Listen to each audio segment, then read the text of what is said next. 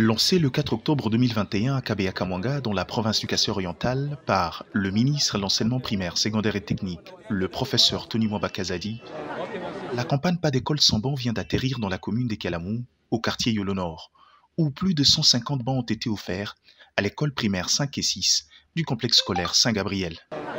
Sous l'impulsion du professeur Tony Mwamba Kazadi, le directeur général du Fonds de promotion de l'éducation a procédé à la remise de ce banc au nom du ministre qui était représenté par M. Ivo Sakano, membre du cabinet de l'EPST.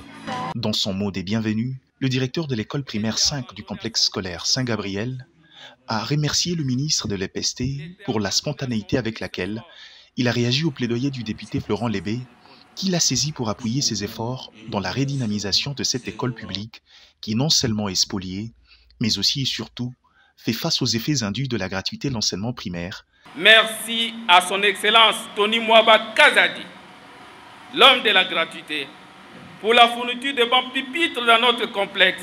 Par son programme, pas une école sans bancs.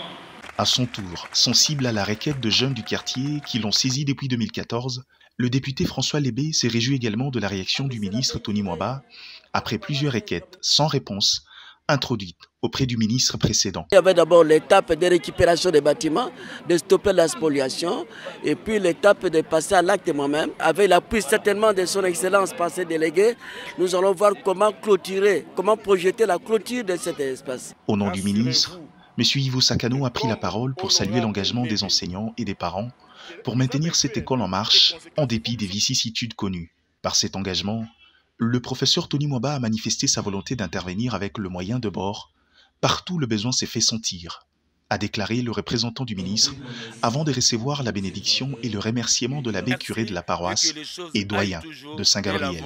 Et que notre prière vous accompagne dans tout ce que vous faites. Rappelant que le complexe scolaire Saint-Gabriel a été créé en 1954 et l'épée 5 et 6 Yolo Nord, organisée au départ 36 classes, mais à ces jours, elle n'organise que 12 classes, réparties en 2 sessions, dont celle du matin avec ses 275 élèves, ainsi que celle de l'après-midi avec ses 250 élèves.